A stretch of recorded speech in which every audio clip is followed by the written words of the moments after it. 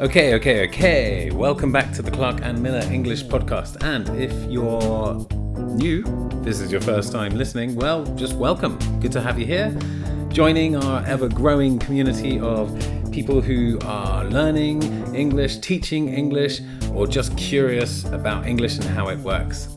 I won't be long in the introduction today because we've got a lovely interview that we should just get going with. But with Lindsay from LindsyDoesLanguages.com. Lindsay is a polyglot.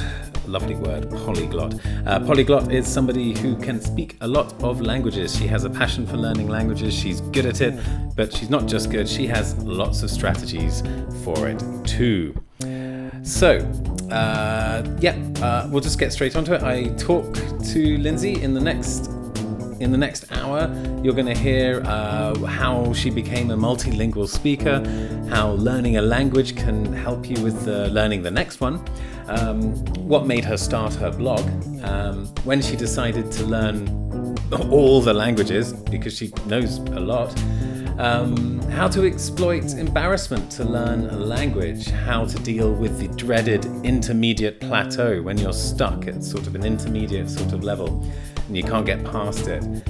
Reading for pleasure versus reading for analysis. You know, sometimes we need to read just for fun and sometimes we need to read to improve.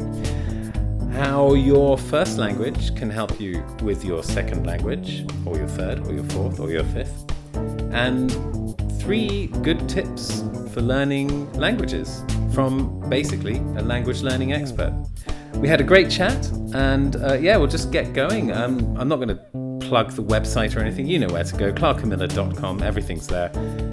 Yeah, let's just get going. Okay, my chat with Lindsay, here we go.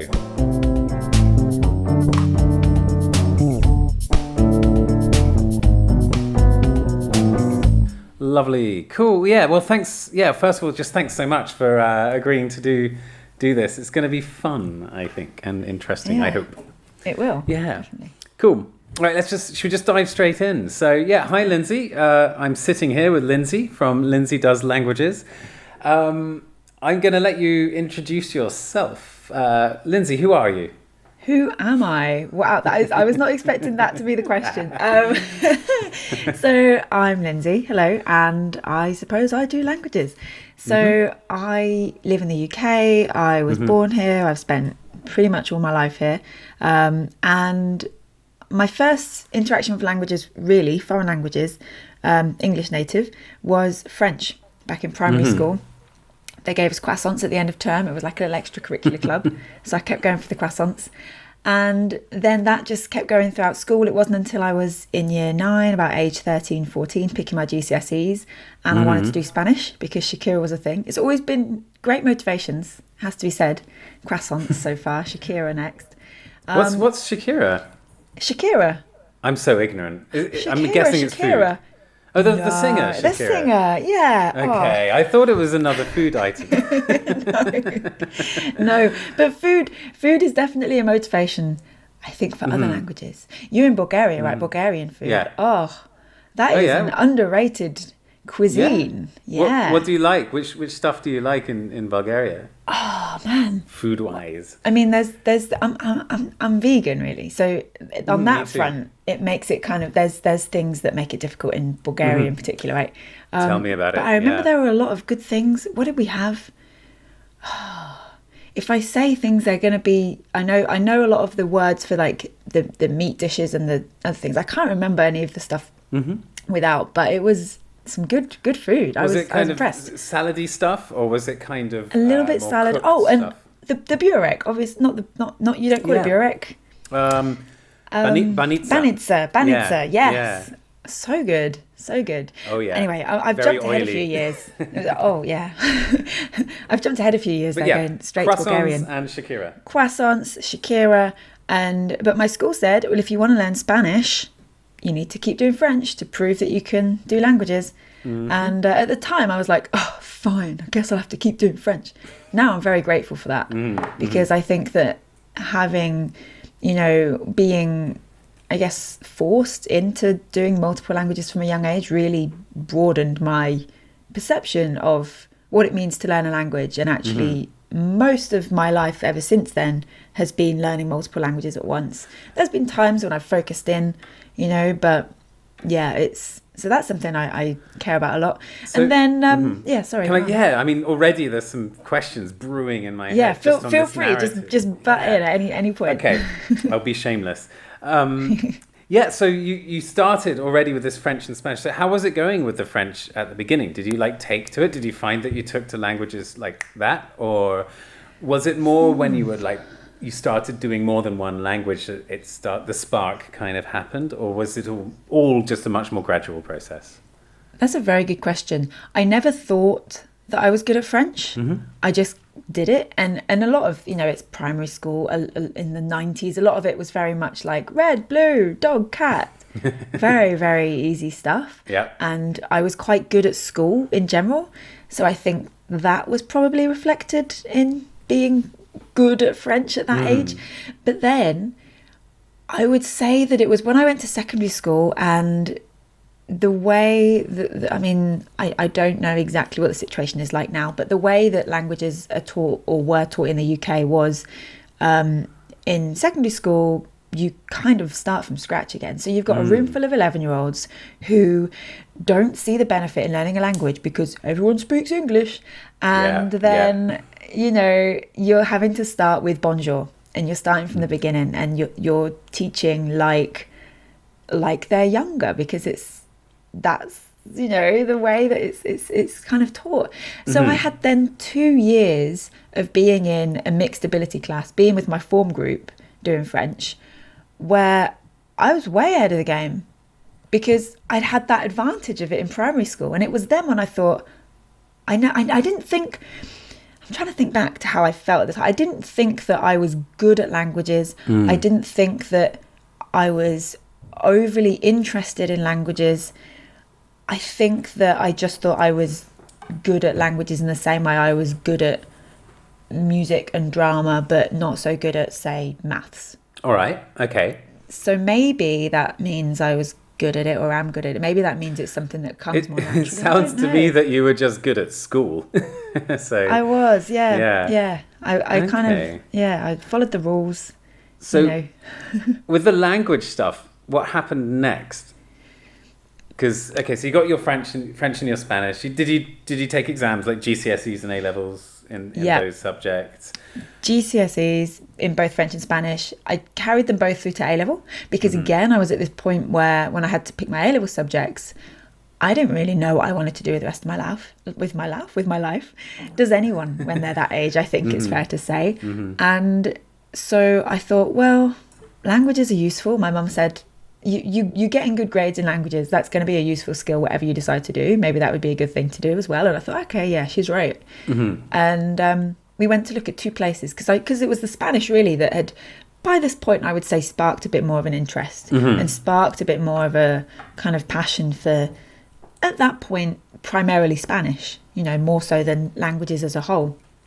And there were only two places where I could go to do Spanish at A level.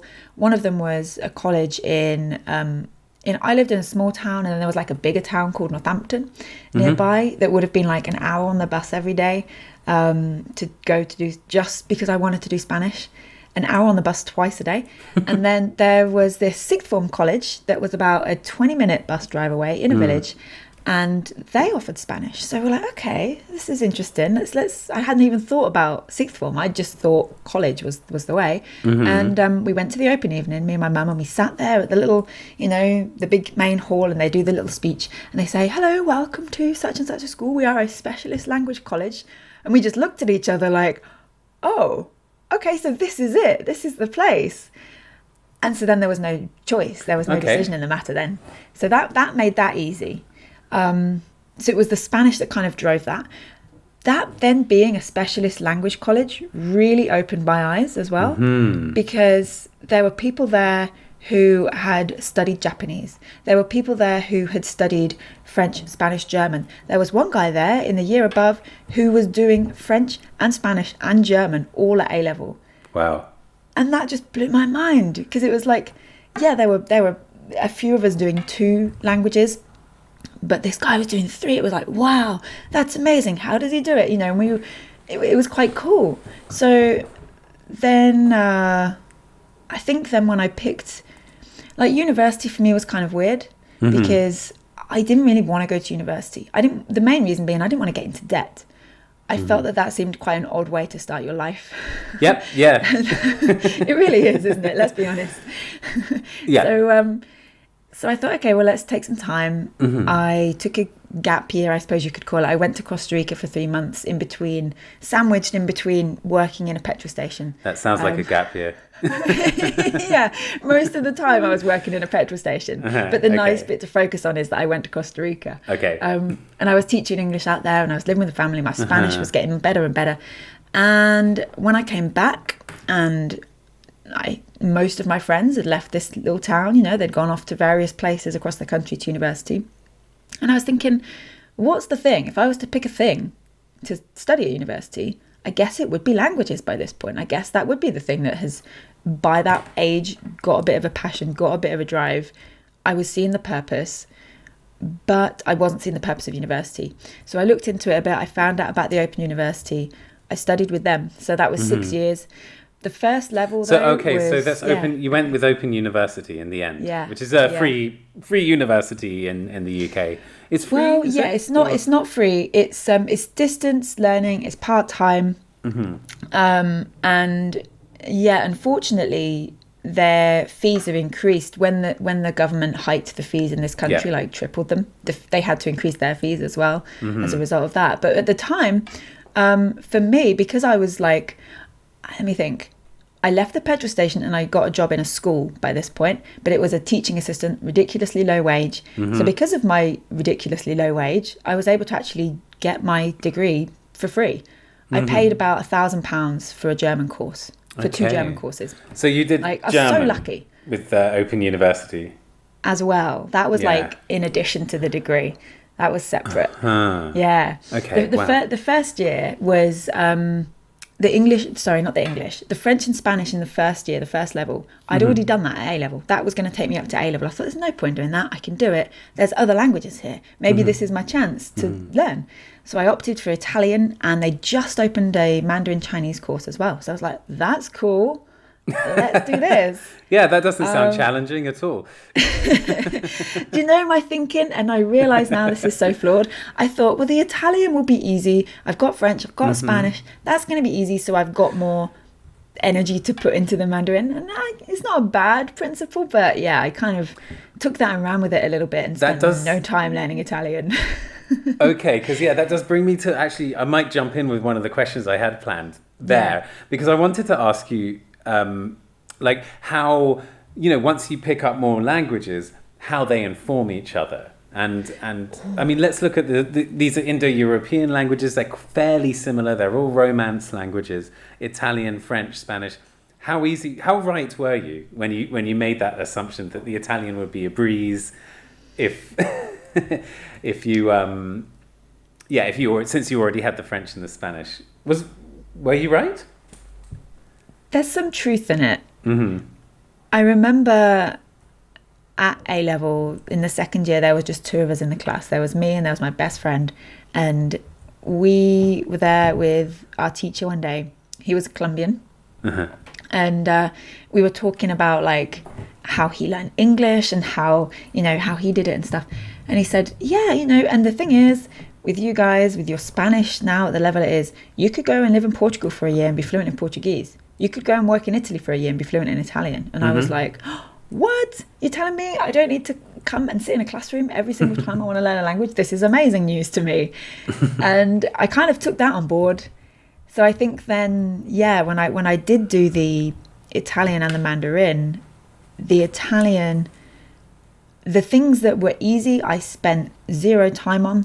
The things that were hard, I brushed over because like my kind of ignorance to that was thinking that, but I can just I can do this bit. Yep, that's fine. I don't need to focus. Oh, this is too hard. Why is this harder than Spanish? Oh, why is this bit harder than French? No. I think that's a familiar feeling that every language learner gets. Yeah. When it gets challenging, it's easy to give up. Yeah. It is. And I think, on the other hand, at the time, when I think back to the Mandarin, because that was so new and because that was so different, I was too young to appreciate that. I was almost thinking every language, if I've done it once, I can do it again, which I do believe is true. If you've done it once, you can do it again. But there are differences to acknowledge.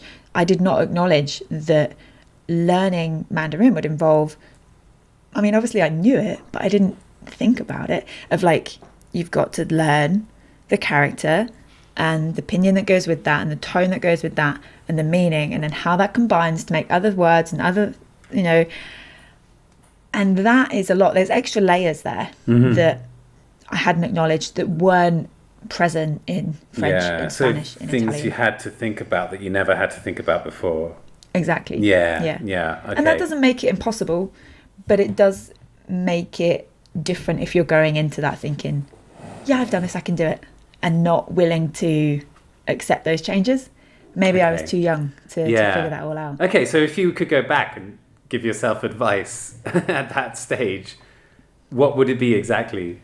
Because this could actually transfer to, you know, our listeners and their English learning experience.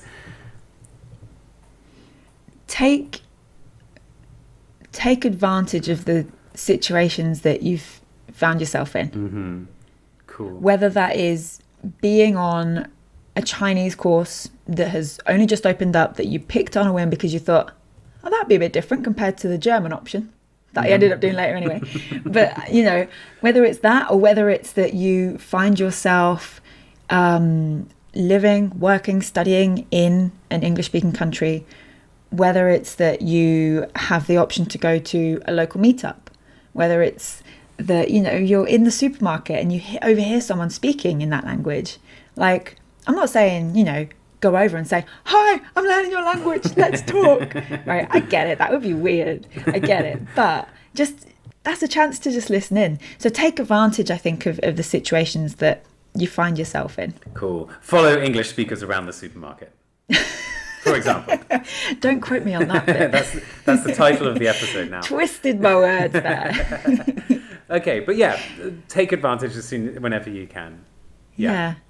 Okay, cool. So by this time, you know, you finish uni, and you've where are we now? You've got French, you've got Spanish, you've got some Mandarin, and then you said you went off and did German as well. So I guess you realised that languages were definitely your thing now, I suppose, at this stage. So yeah, there's some crossover. So my degree was like 2009 to 2015, and I started Lindsay Does Languages in 2012. So almost slap bang in the middle. You were still doing your degree when you started your blog? Yes and no. So I started Lindsay Does Languages in 2012 as an offline private tuition company. So I was driving around, speeding around in rush hour to people's houses, teaching primarily French and Spanish, like for school children, and also English.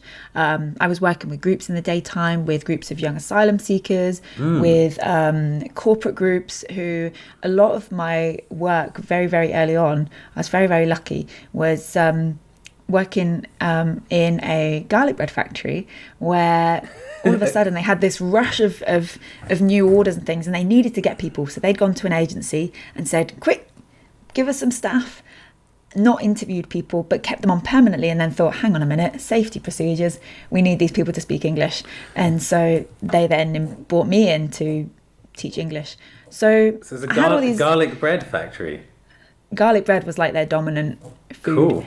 Yeah. It is. Yeah, I've had a lot of bread as well in that. Like, I also worked at one point in a laboratory for a flour mill. Like, I don't know why I keep coming back to bread. So bread is like a reoccurring theme in your life. Reoccurring theme. Now we're in quarantine. Naturally, got my sourdough starter You're doing on the go. Sourdough, okay. Of course. Yeah. Cool. So always with the bread. Well, bread's nice. Everyone likes bread. Of course, yeah. So that was 2012. Okay. I did that for 2 years, and it was 2014. I had a website throughout that time, but I never really used it. It was 2014 when I started blogging, sharing videos, talking about languages online, and sort of switching what I was doing from offline to online. Okay. My husband was training to be a primary school teacher, and we said, okay, let's see wherever you get a job. I can move. I can lift myself up and go. So it was initially it was going to be like a for the interim so that I still had money coming in until I found all these new offline people. But then I was like, you know what, I prefer this. This is, you preferred the blogging? I preferred the online, working online. It suited me so much better. So I kind of stuck with it, and here we are, 2020. Cool. And like when you moved over to the blog, like presumably you were talking about, you know, tips on how to learn French and Spanish and the languages you'd already sort of got. So what kind of got you going? What kind of made you just go, oh, to hell with it, I'm just going to learn every language now? Because it seems to me that you basically, sometime in your life, you did that. Did that happen, that moment when you're just going to learn all the languages?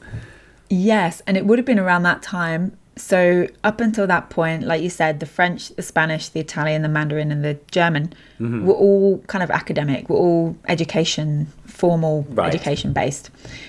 When I started the blog, I thought, okay, well, if I'm doing this, I need to talk about language learning. I can't just like not share my experience, because the German and I think at the time it was German and French maybe, because they were like study. That felt separate. I thought, well, let's learn a new language and let's talk about that. So I picked Dutch. I was in the library one day in between going to lessons. There was a complete Dutch book on the shelf, and I was like, okay, yeah, let's give it a go. Let's do this. And I picked it up, and that was the first language I attempted to learn myself. And then shortly after that, you just saw some, like, you were thinking of learning a language. You saw a language lying around somewhere, and you went, that one. Pretty much. Cool. Pretty Okay. much. I like it. Spontaneous. Yeah. Okay. And it wasn't long after that then italki got in touch. They were quite new at the time, and they were doing their language challenge for the World Cup when it was in Brazil, and said, do you want to, you know, be on our blog and blog about your experience learning with us for this? And I was like, okay, that sounds fun. So I was like, okay, but I've kind of started with the Dutch already. Like, it seems wrong to... I was like, okay, I'll just do Portuguese because it's in Brazil. Let's learn Portuguese. The World Cup, let's do it. So I learned Portuguese. And then this was like now kind of that summer was kind of mad, because there was the German, there was the French, there was the Dutch, and there was the Portuguese all ticking over at once.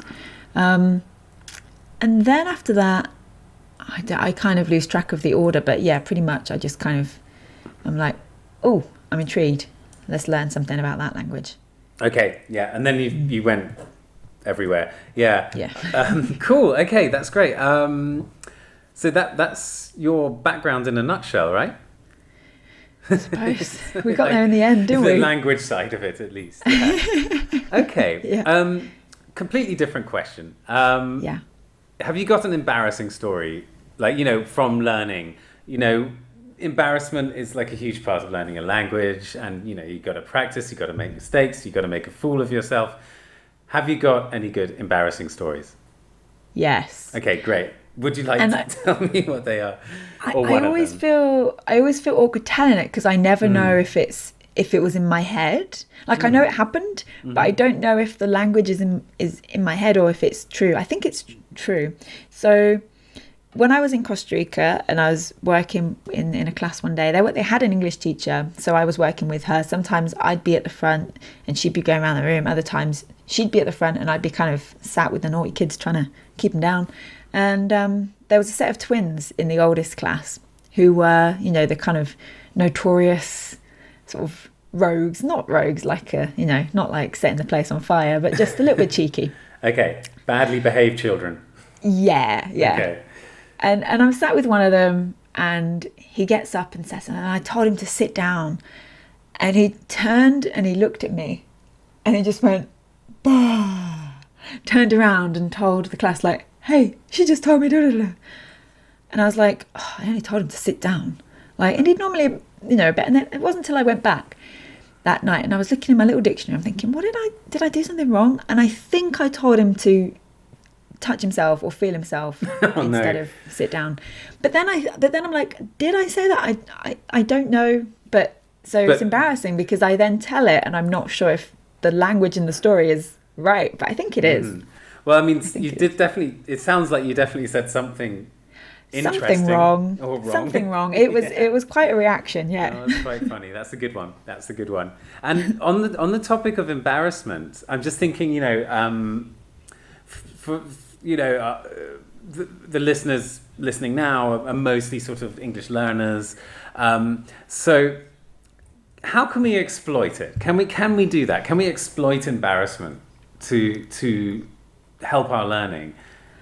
Can we turn it from something negative into something positive? I don't know if I haven't really thought about this much either. I don't know if you have. But I love the way you phrase it, exploiting embarrassment. I think that's such a beautiful way to phrase it. Yes, definitely we can.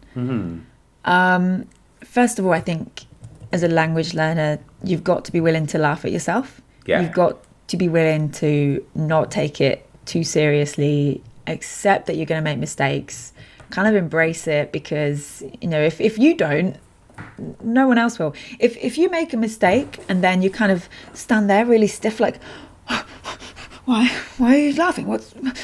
Then people are going to laugh more and they're going to think you're even weirder. But if you make a mistake and then you say, oh wait, why are you laughing? What did I say wrong? Oh no, oh man, that's so embarrassing. That's a much better response for everyone. It's much more comfortable for everyone. But on top of that, something that I talk about a lot, and I've written a blog post about this recently, so I'll share that with you. Okay. It's about setting mistake goals. Setting mistake goals? Yeah. Okay, interesting. So again, kind of like exploit embarrassment, two words that don't go together for, seemingly at first glance, mistake goals. But the point is, we are kind of raised, I guess, from a very young age to think of mistakes as bad, to think of failure as bad. If we've failed, we've done bad. If we've succeeded, we've done good, and we should always aim for success. But the truth is that we don't just get success. To get success, you have to fail. You have to make mistakes. So rather than just thinking, oh, I want to avoid making mistakes, so I'm just not going to say anything at all. If we tell ourselves in a practice, language study scenario, or in a real life scenario, if you want to really go for it, and say, you know what, I'm going to make 5 mistakes. This started for me using Snapchat. You could do it now on Instagram stories, right? This was a few years ago. Snapchat was like the in thing. Yeah. So I would record myself just practicing the language out loud. And then it would replay. So I'd get a chance to watch it back and be like, oh yeah, I said that vowel instead of that vowel. Or, oh, wait a minute, that's not the right word. Keeping a tally, checking in with myself and keeping a little tally of my mistakes. When I get to 5 mistakes, cool, done. I've reached what I wanted to do. Not only have I then spoken more than if I hadn't made that mistake goal, I've practiced, right? If it has been very easy to get to that point, I know that I still need to do a lot of work. If it's taken me a long time to get to 5 mistakes, then I know that I've just spoken more than I would have. Yeah. So it's still a plus. Still a plus. Now, the obvious thing here is, well, hang on a minute. How do I know I'm making a mistake? I don't know all the times I'm making a mistake. That's why they're mistakes. That's why they keep happening. So I get that as well. I understand that. The obvious answer here would be to say, okay, so if you have a teacher you're working with or a tutor, share this with them. Share it on social media. If you don't have a tutor that you're working with, ask for mistakes, share it. And there's a lovely, lovely language learner community online that are more than happy to help and support. So, yeah, that's great. Yeah, I want to recap that because that's golden. Mistake goals, yeah. Try and make mistakes, but also embedded in that was a really good piece of advice I thought as well, was the recording yourself. When you record yourself, it's just incredible. Like everyone should be recording themselves. But yeah, I like this, combining those. Like record yourself, find your mistakes, and have a target to make a certain number of mistakes. Great advice. I haven't heard that before. That's a good one. Yeah. Cool. That's a good one. How to exploit your embarrassment by making mistake goals. Another question that's rather totally randomly somewhere else. Okay. Everyone hates this phrase. The intermediate plateau. I don't hate the phrase. I hate the being there. Yeah. And okay, so I I don't actually. I should have asked you. How many languages would you say that you speak right now? I'm sure it's quite a tricky question to answer. Now you say people hate the Intermediate Plateau. That's a question that always gets me. I don't know. I think so. I will say this. I've studied over 12 languages to some level of competence. I say over 12 because I kind of lose track. A lot of them, like the over 12 bit, they're kind of very basic right now. So like earlier this year, I was learning some languages of the United Kingdom. So Welsh, Manx, Cornish, Scottish Gaelic. Fantastic. Yeah. Is it the Celtic ones? Yeah, it was. Yeah, not intentionally, but just naturally what's here. We have a series called Language Stories where we document languages around the world. We speak with people that speak them, and we make a documentary podcast and video. And we were going to do a UK series. Coronavirus stopped that. So yeah, I don't really count those at the minute because they're still kind of in the works. This is why I'm saying over 12. But even within that, there's still some, like my Korean, my Mandarin, and my Dutch are the three that stand out to me that are much weaker. But yeah, I don't think that was your original question. It's related. It's good. And all of this is quite interesting. But I guess I should rephrase it. How many languages have you beaten the Intermediate Plateau in? I would say...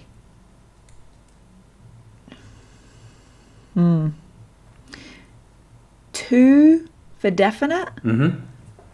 5 maybe beaten at like B1. Okay, cool. Yeah, that's kind of B1 to B2, but not like up to C1. Yeah, that's a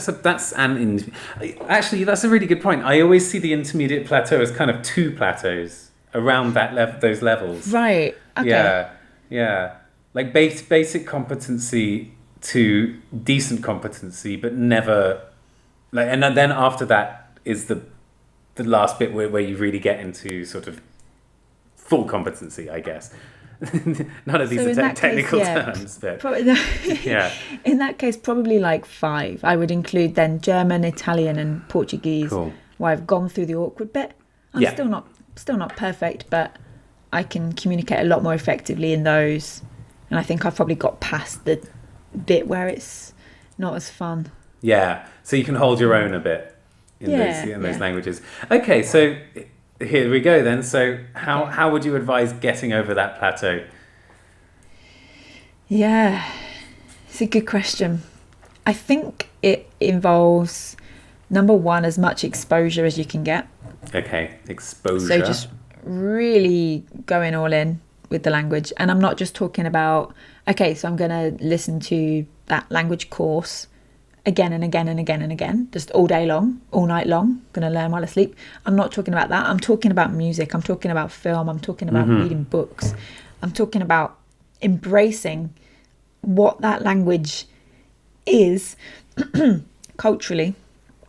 I think that's really important. Yeah, culture and language is so intertwined. So intertwined. Yeah, absolutely. They just cannot be separated. And I think that is one thing that, you can do the kind of beginner stuff. You can do the A1, A2 level stuff, like easy peasy, without even needing to know, any music or any films or any of that kind of, food or where speaks the language. Yeah, you could very effectively get to that point. But I think something very key with the Intermediate Plateau is that cultural drive. And I think if we look back, we were talking earlier about exams, right? GCSE, it's all just words. There's no, in a language GCSE, it's all just words. There's no real talk of culture. When you get to A level, all of a sudden, I'm having to learn about immigration in France. I'm having to learn about energy and renewable energy resources and stuff like this in a French context. Those kind of things, become much more interesting, and that helps you to kind of drive. I'm not saying go out and learn about immigration and renewable energy specifically. They were just the ones we had to do. But yeah, I think that is one of the key things. So the exposure. The other obvious thing is just an increase in actually, your output, using it as much as you can, as well as just taking it in and consuming. So making sure that you're giving yourself as many opportunities to speak, even if it's the thing about the Intermediate Plateau. There was a really good explanation. I'm sure it's online somewhere, from Steve Kaufman, the guy who founded Link. I think it was at Langfest one year, and he talked about this idea of an inverted hockey stick, where you start learning a language and it's the bottom end of the hockey stick, the bit that hits the puck, right? And it's like whoosh. And then from then on, it's just this long, slow drag that seemingly never ends. Mm-hmm. And I think that's the other thing, is just kind of defining to yourself, when do I consider to have passed this plateau? Is it just for me a lack of motivation? Is it when I get my motivation back, I feel like I've moved past it? Is it grammar specific? Is it vocabulary specific? Is it a combination of these things? Mm-hmm.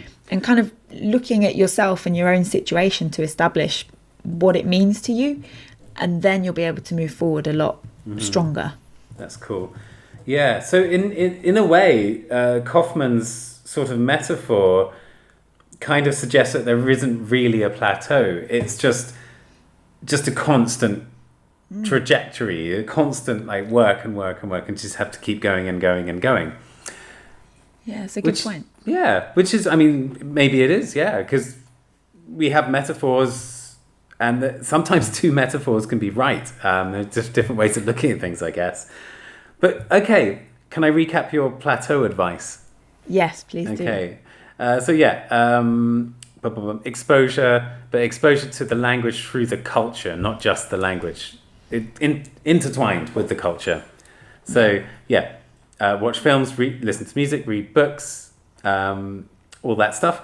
Increase your output as well, so you can like produce as much. So yeah, following people around supermarkets and trying to talk to them. And back on the supermarket. Oh yeah, I'm not letting that go. And and then and then analyze your own situation. Be self-aware. Really be honest with yourself and try to figure out what you need and what's missing. Exactly. Yeah. It's probably going to be the stuff that you don't like doing, isn't it? When you actually look at it. And I think that's why it's called a plateau. I think that's why this term has kind of emerged, because that's, we don't want to go forward, because it does feel kind of uncomfortable and like, maybe this is as far as I can go. No, whoosh, you can go past the... Yeah, I hadn't thought about it like that before, that it might just be the stuff you need to do is the stuff you don't like doing. Because, and the thing is, it changes the stuff that you need to... Sorry, let me reorder that. Mm-hmm. The stuff that you need to do changes the better you get at a language. So the things that I'm doing right now to continually improve my Spanish are very, very different to what I'm doing with my Korean. Which is ridiculously basic in comparison.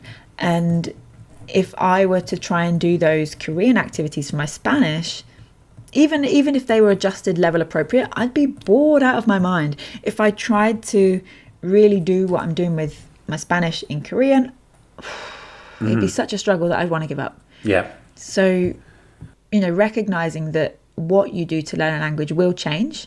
Sometimes when you get to these plateaus, that's what it is. You just need a bit of a shake-up of a routine, of resources, of your habits with it, of what you're doing, where you're spending your energy and your time. That can be quite a big thing as well, to just kind of reassess. Yeah, that's really cool advice. I like that. I've just written down that line that is now your line. The stuff you need to do changes depending on where you are in the language. It's so true, isn't it? Yeah. Okay, that's better than the supermarket. I'm happy with that one. Oh, I'll take both. I'll take both. Okay, cool. Excellent. More questions.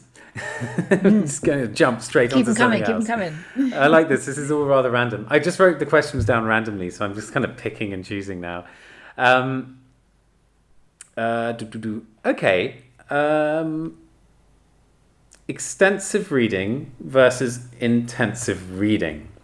Reading for pleasure versus reading for sort of analysis. Where do you stand on that? I'm glad you've asked this after what we've just said about the different activities at different levels.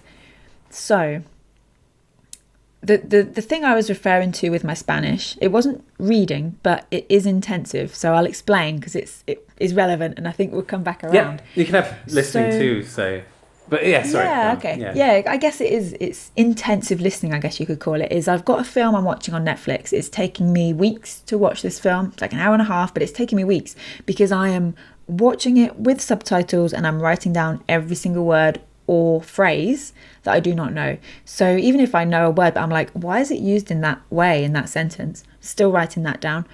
And it's about people in a waiting room for like kind of things like OCD and Tourette's and things like this. So because there's this character there with Tourette's, I've learned a lot of Spanish swear words over the past few weeks, you know, and like that stuff is really interesting to me at the level I'm at in Spanish.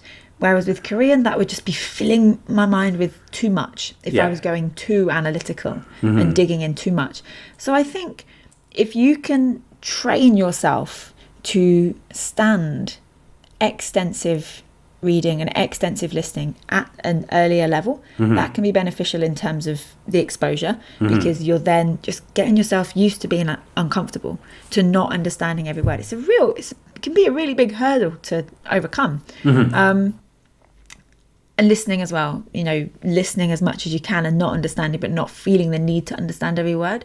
Because if you're then still doing other learning, doing other things to learn that language, eventually, you know, as you continue to then extensively listen, you'll be at a point where you understand more and more. You'll be at a point where you understand more and more of what you're reading as well. And then you can begin to pick smaller chunks and to really analyze things.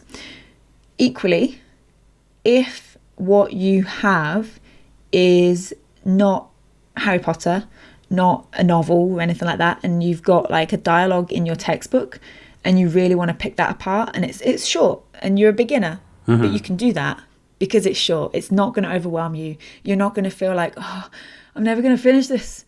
When am I ever going to learn the words for Quidditch in Korean? Oh!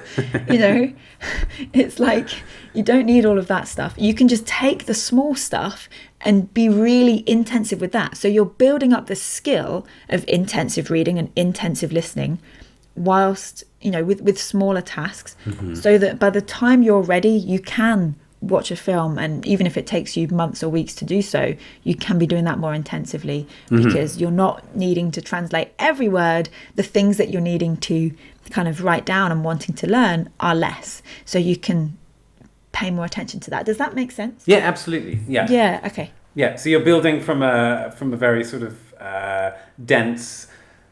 Can we make a metaphor? It's like a forest turning into like fields or something. Yeah, that works. Okay, good. Yeah, you're in a really dense forest. You have to hack your way through the forest, but eventually it opens up more and more, and then you're walking through a field with cows. Beautiful. I love it. Yeah. Cool. Okay, let's go for that. Yeah, no, that then, if that makes sense to you, then what you said definitely made perfect sense. Good. Cool. Okay. Another question. I like this. It's just completely random. I'm just attacking you with questions. How can our listeners, who are chiefly English learners, exploit their first language in learning English? Or is that a bad idea? What do you mean? Give me an example of exploit your first language. Well, okay, so let's say you can see how. Okay. I hadn't expected that question. So I suppose you could start with things that are similar, right? And just going around and identifying the things that are similar. How familiar are you with Michel Thomas, who has a little bit. Yeah, he's really interesting. Check him out as a character as well. He's really interesting. There's a YouTube documentary about him. It's really good. But yeah, so what he does, he sits people down and he just basically starts explaining in their first language what is the same in the language they're learning. Got you. Yeah. I like that. Yeah. I think I understand the question. So yes, I think you can exploit your first language and also any other languages that you know as well. I'll give you an example. Okay. So one language that I've spent a lot of time learning in recent years is a language called Guarani, which is an indigenous language spoken in South America, primarily in Paraguay and parts of countries surrounding. It's an official language in Paraguay alongside Spanish. In comparison to a lot of similar situations around the world where there's indigenous languages living alongside colonial languages, Guarani actually currently is doing all right in comparison. Great. It's not a perfect situation, right? But and they've had their trials and tribulations in the past, but comparatively it's a very, very interesting case, and that's what really drew me to it. But a lot of resources for Guarani are in Spanish. There's very, very, very, very, very little in English available. Knowing Spanish, therefore, I had to, if we're going to use the word exploit, I exploited my knowledge of Spanish to learn Guarani because they were the resources that were available to me. So, let's say that your native language is, I don't know. Let's say that you speak 2 languages and you want to learn English, right? So there's maybe where you live, let's say that let's take that as an example. Let's say that you speak Guarani and that you speak Spanish and you want to learn English. It's going to be much easier for you to use Spanish to learn English because of the resources that are available. Does that make sense? That does, so yeah. I think as well as exploiting your own language, one thing is exploiting other languages that you know, and if there's other things available, using that. Coming back to your own language, if you've got one native language and you're learning English as your first additional language, then I think, like you say, looking for cognates, looking for things that are similar as well as words. So, if there's any things like word order and grammar, how do tenses work? How is that the same? How does that differ from your own language? I've learned the majority of my English grammar from learning foreign languages. Like when I was at school, we weren't taught that. Kids are taught that now. But when I was at school, no, we did not get taught grammar. Oh yeah, my students still get shocked when I tell them we don't learn grammar at school. Yeah. Now they do. Like my husband teaches in primary, and like he knows what the subjunctive is. It's like, and his class know what these things mean as well. It's incredible. Barely so know things what have the changed. subjunctive is. Yeah, it's weird, right? But things have changed for the better on that front. So I do want to highlight that. But I think that I've learned a lot of that from learning other languages. But you have got the benefit as well of referring to your own language as a reference point for those sorts of things.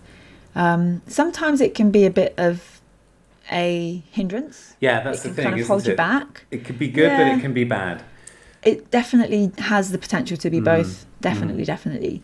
So it's again up to you as an individual to kind of decide, right, is this helpful to me right now, or is this not helping at all? And I think that's good advice, actually. Just being flexible on that, taking advantage of it when it feels useful and not when it isn't.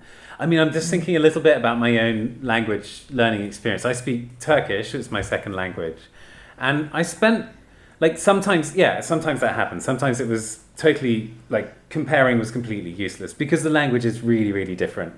But sometimes noticing how different it is can really help. Like the sentences. Did you go for Turkish? I didn't not check. learned Turkish yet, but I know there's long words. There's long words. Yeah, that's definitely one of the main things about Turkish. And some fun accents going on. Yeah. The alphabet's pretty. I like the alphabet. Yeah. But one really noticeable thing about it, and this really helped me when I was learning Turkish, and this is what I tell Turkish people learning English, everything is completely backwards. It's almost a complete flip in terms of sentence structure and in terms of the way you're getting your ideas out. So, I think that sort of thing can be helpful too, not just finding the similarities, but also just what's so different? What makes this completely different from the languages I'm used to? Yeah, exactly. Yeah. And the other thing is that I think sometimes we almost have this risk of thinking that maybe this is more of a thing when English is your first language, I don't know. But we have this risk of thinking that ours is the core way of thinking because that's what it is for us individually. And so we look at other languages and think, it's different from mine. So we have to kind of step out of that and say, okay, they are different, both of them. English is different to that, and that is different to English, and and look at it from that perspective as well. I think that's helpful, so we avoid getting into that trap of centrism, solo. Centrism. That's the word. Thank you. Seeing your language as the center of the world. That's really good. Not just linguistic advice, but probably sort of socio-political advice as well. And also it kind of pushes us a little bit in the direction of how languages make you think and how they make you think differently, which is also quite an interesting area. Like, do you find that, I mean, it's almost a cliche, but who knows whether it's true or not, but do you find that you really do think differently with different languages? It's also a cliche that you have a different personality with different languages, and I'm not sure where I stand on that personally. I think there's lots of arguments for both sides. But I agree with you. I'm not sure either. I don't know about the thinking differently. That one I'm less convinced on. I think perhaps it's not quite personality, because that feels more permanent, more like persona maybe. Okay. Maybe that would be more different. We were once in Brussels, me and my husband, and we arrived at the Airbnb, quote unquote. It was not good. That bad, huh? Really bad. The worst I've ever seen. We had no key or lock for the door. I don't even know if there was a door. So I said to the guy, I was like, sorry, but this isn't what we paid for. There's no door. The bathroom had like a shower curtain. It was awful. And I was doing all of this in French, and I'm having this argument with this guy, and in the end we left, and they agreed they would refund us. And my husband, we came out and he went, whoa, French Lindsay is sassy. And I was like, oh, I like to think I would do the same in English, but I don't know if I would. I just so it made you more confident to sort of stand up? Potentially. Because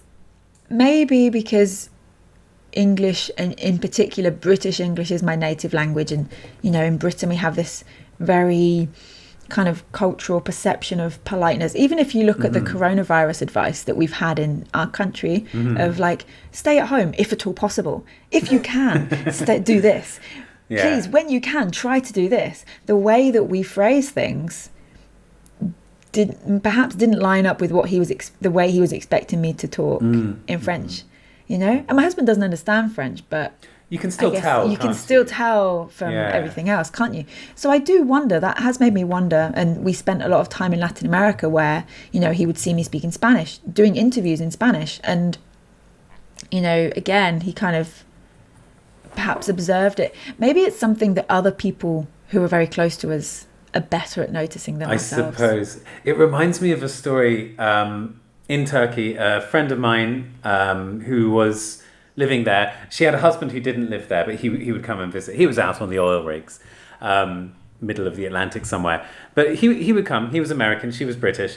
And they were just walking in the street, and one of the neighbours comes up to her, and she's like an old granny type lady, like an old lady, local old lady.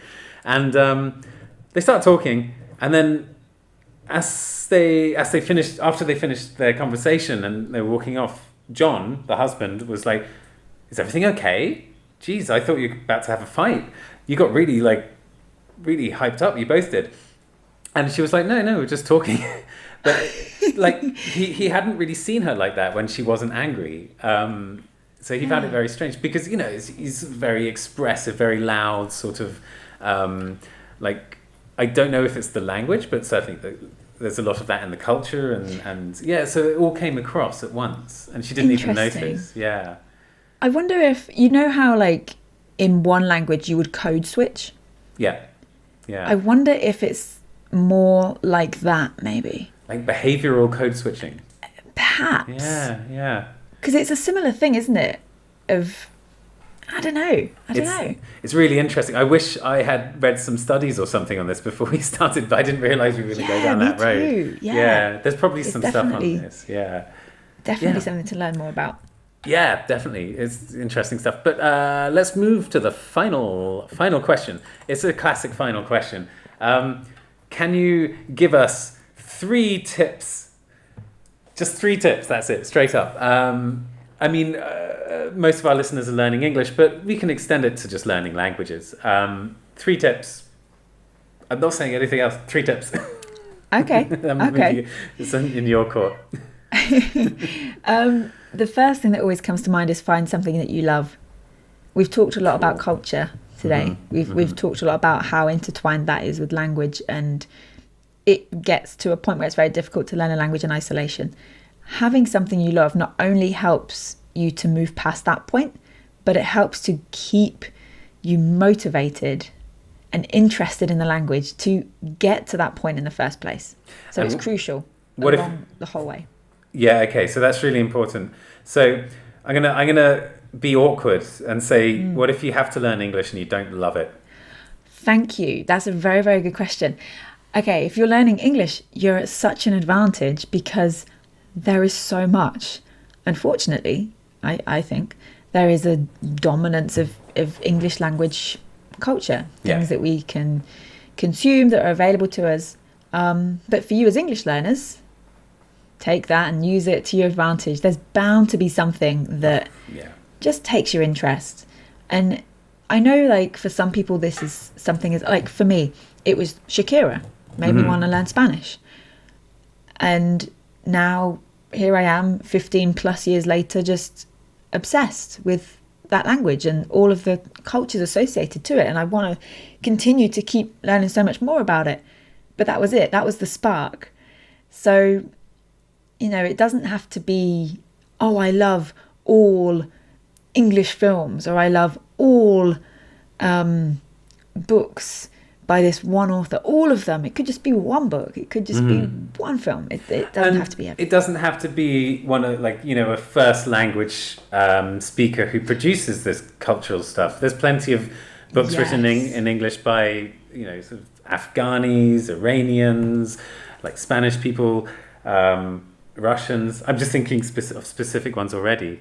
So perhaps if I'm sort of trying, I think, sort of butting in a little bit, but to extend your advice, like maybe it's quite possible that as an English learner, you're kind of fed up with this sort of dominance of English in the world because, you know, you have to learn English and there's nothing you can do about it, and that kind of sucks. So you might have a sort of, you might feel antagonistic towards the culture and stuff, and that's understandable. So, but there's still plenty of English out there that's also not related to that culture. That's a really good point. And because of that unfortunate dominance, it also means that there's a good chance to read about other people, places, things that do interest you through English, and kind of using English, even if it's, you know, even if the culture just doesn't take you, even if it means that the thing that you love about learning English is using English Wikipedia to read about other things that you love.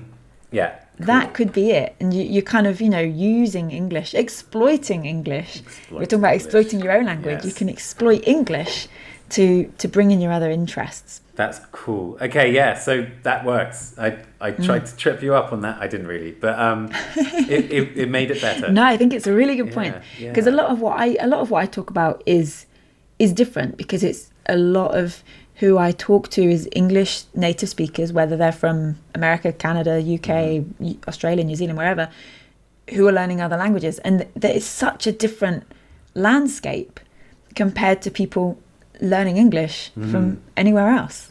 So, yeah, cool. Yeah, I appreciate that. I like it. So tip 1, find something you love. Tip 2.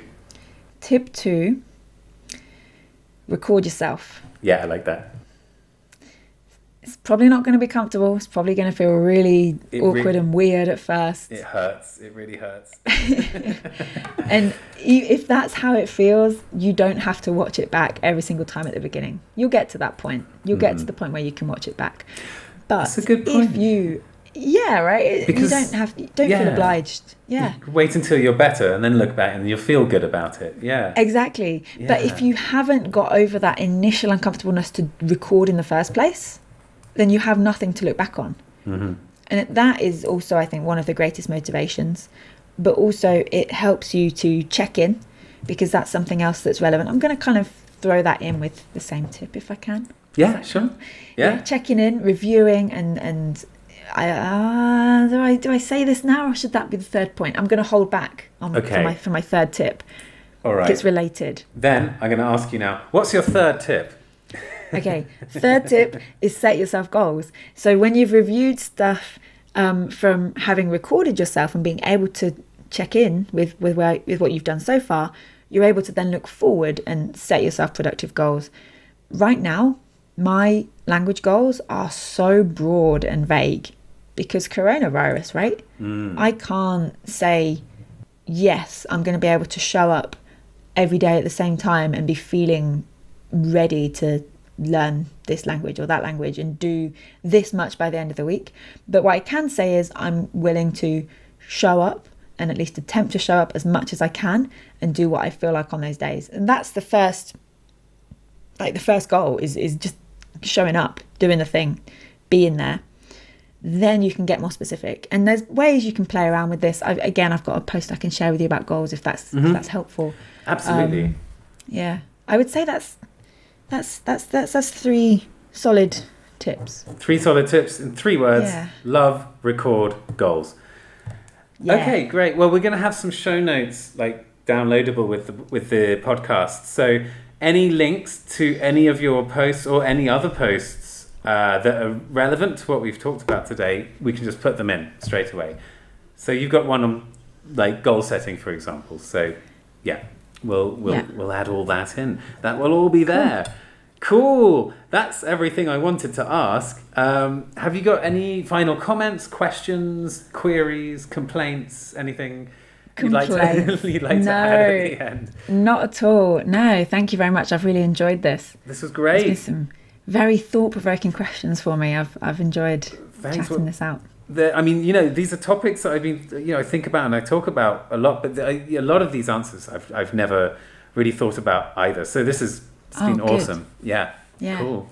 Great. Well, thanks so much. That was fantastic. And one more thing. Where can we find you online? So the easiest, I'm in most places. The easiest way is to go to lindsaydoeslanguages.com and you'll find my links to everywhere over there as well. Cool. It's LINDSAY.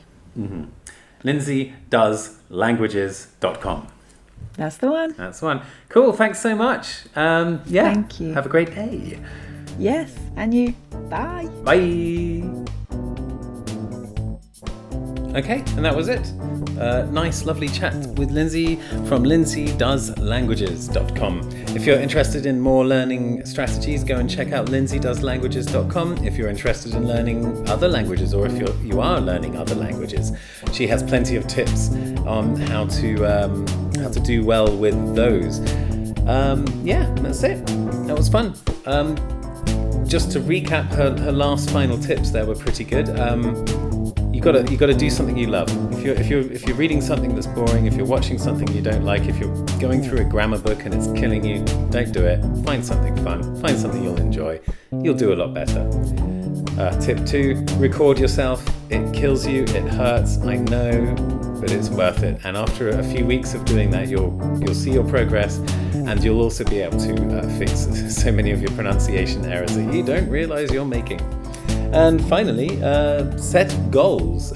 She said it's good to set goals, and I quite liked the thing she said earlier on in the podcast episode, in the interview, in the conversation, where she said set mistake goals. Go out and go out into an English-speaking situation. Put yourself out there and decide that I'm going to make at least 5 mistakes, and don't stop speaking until you've made 5 mistakes.